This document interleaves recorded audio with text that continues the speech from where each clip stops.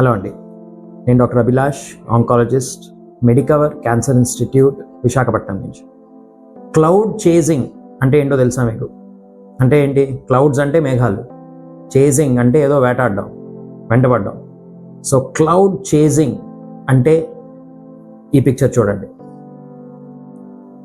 ఇదండి cloud chasing అంటే. ఈ క్లౌడ్ చేజింగ్ అన్నది వేపింగ్ ద్వారా వస్తుంది. సో వేపింగ్ మాట మీరు వినే ఉంటారు అందరూ.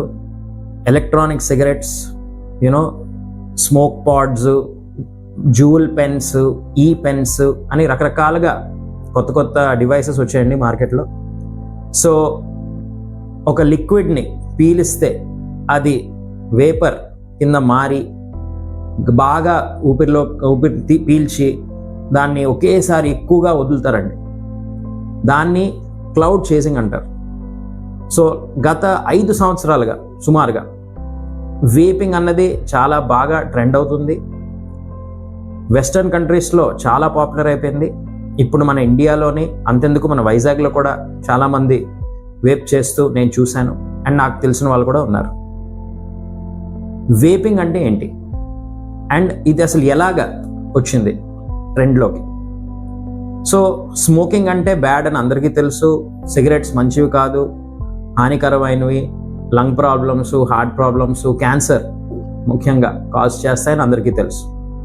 అండ్ చాలా వరకు స్మోకింగ్ అవేర్నెస్ గురించి అందరూ డాక్టర్స్ మాట్లాడతారు, కార్డియాలజిస్ట్ మాట్లాడతారు, మేము ఆంకాలజిస్ట్ మాట్లాడతాము. ఒక జనరల్ అవేర్నెస్ ఉంది. సో స్మోకింగ్ బ్యాడ్, దానికి ఆల్టర్నేటివ్ వేపింగ్ అని మార్కెట్లోకి వచ్చాయండి. అంటే వేపింగ్ చేస్తే అంత హానికరమైనది కాదు, వేపింగ్ చేస్తే అంత డేంజరస్ కాదు, వేపింగ్ వల్ల పెద్ద హెల్త్ ప్రాబ్లమ్స్ లేవు అని ఒక బిలీఫ్ ఉందండి. అండ్ చాలా వరకు యూత్ కూడా చాలా, అంటే అదొక ఫ్యాషన్ ట్రెండ్గా, ఒక ఫ్యాడ్గా, చాలా కూల్గా ఉంటుంది వేప్ చేస్తే అని ఫీల్ అవుతూ ఉంటారండి. అండ్ ఆ వేప్ పెన్స్, ఆ వేప్ డివైసెస్ కూడా మీరు చూస్తే వాటిని రకరకాలుగా మార్కెట్ చేస్తారండి. చాలా కలర్ఫుల్గా, ట్రెండీగా, ఏదో మంచి ఫ్లేవర్స్ ఉన్నట్టు, అండ్ అది స్మోక్ చేస్తే, దాన్ని వేప్ చేస్తే చాలా ఒక కూల్ ఐడియా ఉన్నట్టు చాలా వరకు ఉంటుంది. ఇంకా సినిమాల్లోకి అవి వస్తే ఇంక అంతే అండి, ఇంకా బాగా స్ప్రెడ్ అయిపోతుంటారు. సో వేపింగ్ వల్ల ప్రాబ్లమ్స్ ఏమన్నా ఉన్నాయా లేదా కొంచెం మనం మాట్లాడదాం. వేపింగ్ వల్ల గత 5 సంవత్సరాల్లో చేసిన స్టడీస్లో ఏమొచ్చింది అంటే, స్మోకింగ్ కన్నా తక్కువ హానికరమే, బట్ డెఫినెట్లీ ఇంకా అది కంప్లీట్లీ సేఫ్ అయితే కాదు. వేపింగ్ వల్ల లంగ్ ప్రాబ్లమ్స్, హార్ట్ ప్రాబ్లమ్స్ చాలా ఎక్కువ వస్తున్నాయి. అండ్ ఆ వేప్ కంటిన్యూస్గా చేయడం వల్ల, ఎక్కువ పీల్చడం, ఎక్కువ వదలడం వల్ల క్రానిక్ లంగ్ స్కారింగ్, అంటే ఊపిరితిత్తుల్లో దెబ్బ తగలడం లాంటిది, అండ్ అది టిష్యూ స్కార్ అవ్వడం, ఫార్మ్ అవ్వడం అనేది అవుతుంది. ఈ వేప్స్లో రకరకాల ఫ్లేవర్స్ వేస్తారండి ఇంకా అట్రాక్టివ్ చేయడానికి. ఆ ఫ్లేవర్స్లో ఉండే ఎడిటివ్ సబ్స్టెన్సెస్, కంటామినెంట్స్, వాటి వల్ల డ్యామేజ్ కూడా అయ్యే అవకాశం ఉంది. వేపింగ్ అనేది చాలా ఎడిక్టివ్ అండి, సిగరెట్స్ లాగే. ఎందుకంటే నికోటిన్ అనే పదార్థం ఉంటుంది వేపింగ్ సబ్స్టెన్సెస్లో కూడా. సో దానివల్ల ఎడిక్షన్, అసలు వదలలేరు. బట్ ఏమిటి, ఆ స్మోకింగ్ కన్నా బెటరే కదా, స్మోకింగ్ వల్ల క్యాన్సర్ వస్తుంది, దీనివల్ల రాదు కదా అని అందరూ నమ్ముతున్నారు ప్రస్తుతానికి. బట్ అది 100% నిజం కాదు.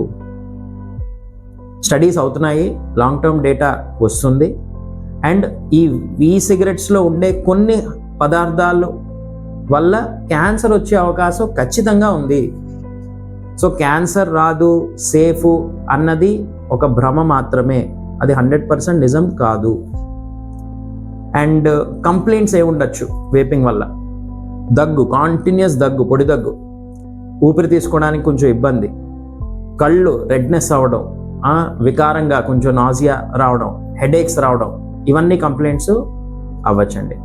ఓకే, సో అసలు వేపింగ్ అనేది కూడా ట్రెండ్ ఎలాగ పెరిగింది 5 సంవత్సరాల్లోనే అంటే, సేమ్ స్మోకింగ్ కన్నా సేఫ్, హెల్త్ రిస్క్స్ లేవు. ఇప్పుడు స్మోకింగ్ బ్యాన్ చేస్తారు కొన్ని ఏరియాస్లో, కొన్ని ప్లేసెస్లో. ఆ ప్లేసెస్లో వేపింగ్ చేయొచ్చు అని వేప్ చేయడం, ఫ్రెండ్స్, కలీగ్స్ ఎంకరేజ్ చేయడం, ఏదో పార్టీస్లో, వీటిలో వాటిలో. అలాగే వేపింగ్ చాలా ప్రస్తుతానికైతే ట్రెండింగ్లో ఉందండి. మన వైజాగ్లో కూడా చాలామంది, మీరు ఎక్కడన్నా చూస్తే మీరు గమనించి ఉండొచ్చు ఇది కూడా. And vapes are already in Vizag also అండి. సో సమరీ ఏంటి అంటే వేపింగ్ 100% సేఫ్ కాదు. వేపింగ్ వల్ల లంగ్ డ్యామేజ్, హార్ట్ డ్యామేజ్ ఖచ్చితంగా అవుతుంది. వేపింగ్ వల్ల క్యాన్సర్ రిస్క్ కూడా ఉంది. సో సిగరెట్స్ నుంచి ఎంత దూరం అయితే ఉండాలో వేపింగ్ నుంచి కూడా అంత దూరం ఉంటేనే మంచిది. Thank you.